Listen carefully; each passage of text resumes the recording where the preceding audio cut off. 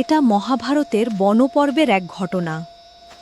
যখন পাণ্ডবরা বনবাসে দিন কাটাচ্ছিলেন গভীর জঙ্গলের মধ্যে, সেই সময় শক্তিশালী যোদ্ধা ভীম একা হাঁটছিলেন ঘন অরণ্যের পথে। কিন্তু সেদিন সেই জঙ্গলেই অপেক্ষা করছিল এক অদ্ভুত পরীক্ষা। হঠাৎ তার পথ আটকে গেল।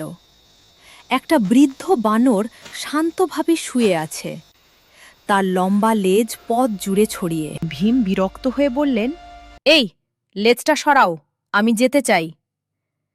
বৃদ্ধ বানর ক্লান্ত কণ্ঠে উত্তর দিল, আমি খুব দুর্বল, তুমি নিজেই সরিয়ে নাও।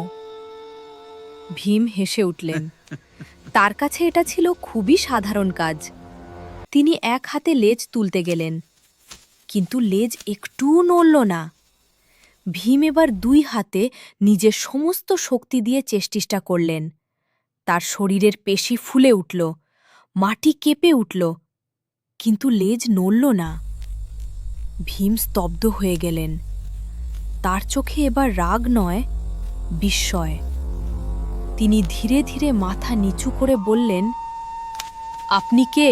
বৃদ্ধ বানর ধীরে ধীরে উঠে দাঁড়ালেন। চারদিকে ছড়িয়ে পড়ল সোনালি আলো। জঙ্গলের বাতাস হঠাৎ থমকে গেল। তিনি আর সাধারণ বানর নন, তিনি মহাবলী হনুমান। হনুমান মৃদু হেসে বললেন, ভীম, শক্তি বড় কথা নয়, অহংকারী মানুষকে দুর্বল করে দেয়। সত্যিকারের শক্তি হল নম্রতা। ভীম মাথা নিচু করে প্রণাম করলেন। সেদিন জঙ্গলের মাঝে এক মহাবীর শিখেছিলেন নম্রতার আসল অর্থ।